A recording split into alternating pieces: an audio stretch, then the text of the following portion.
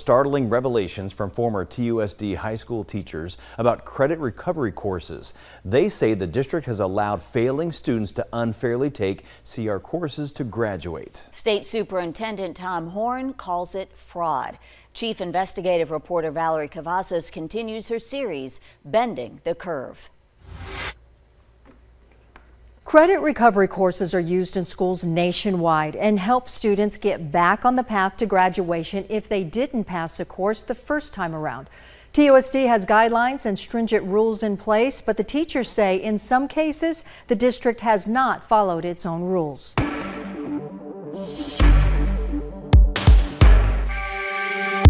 High school teacher Kyle Shreve described it as frustrating. A few days before graduation day, a senior failed his class after only turning in one assignment the entire year. In the course of a semester, had over 30 absences, so they weren't even at school ever. Here's the CR rule. Course enrollment will not be assigned within 6 weeks of May graduation. Shreve says in his mind it wasn't an option, but colleagues approached him to allow the student to take an emergency CR course so the student could walk graduation day. He reluctantly compromised. On the compromise, I was expecting the student to at least work 10, 15 hours, go through the curriculum, take the quizzes, take the tests. I was not expecting after the fact, once I had approved the grade, to then see after graduation and everything that the student had only worked 3 hours on the entire thing. 3 hours, he says, to complete an 80-hour section of the class. There wasn't even a blood, sweat, and tears that were required of the student. It was just like, well, student got what they wanted, they get to graduate, and it was no big deal.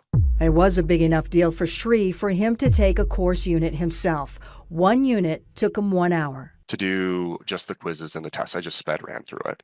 It is unlikely that they would have been able to do those equations without extra assistance. The unit test that itself was finished in 4 minutes by the student. It took me 10 minutes to finish it myself.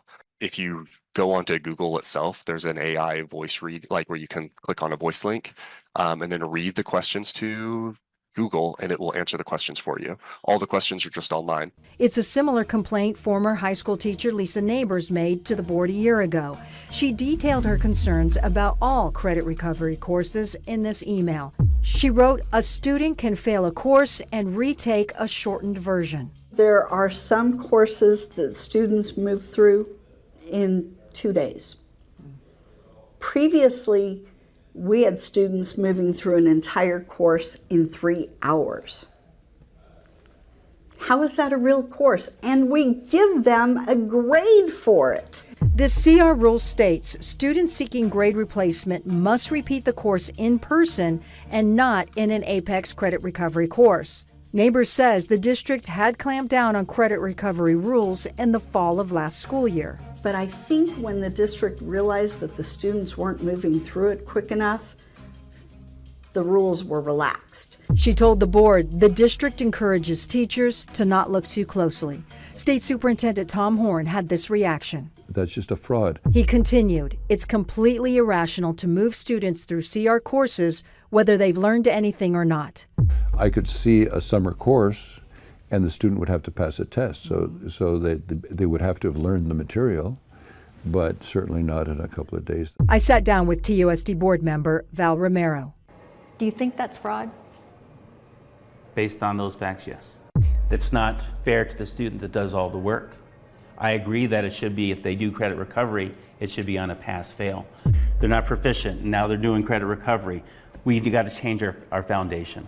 Romero says he discussed his concerns about the CR courses with Superintendent Gabriel Trujillo. And his response? He would get me more information on it, but how long ago was that?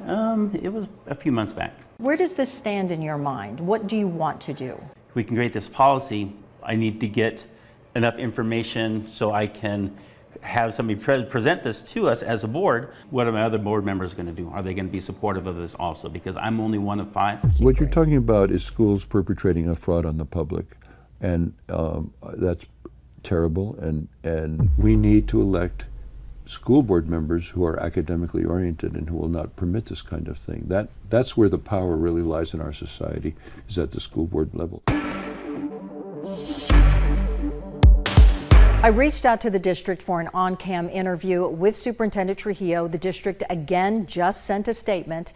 The spokesperson told me in an email the district will be revising the CR manual this school year to improve its practices and ensure more clear alignment with district policies. I reached out to the board again and have not received a response except from Romero and Sadie Shaw, who says she initiated the Alternative Education Advisory Committee to review and update the procedures. We'll, of course, continue to follow the developments. Valerie Cavazos, 13 Investigates.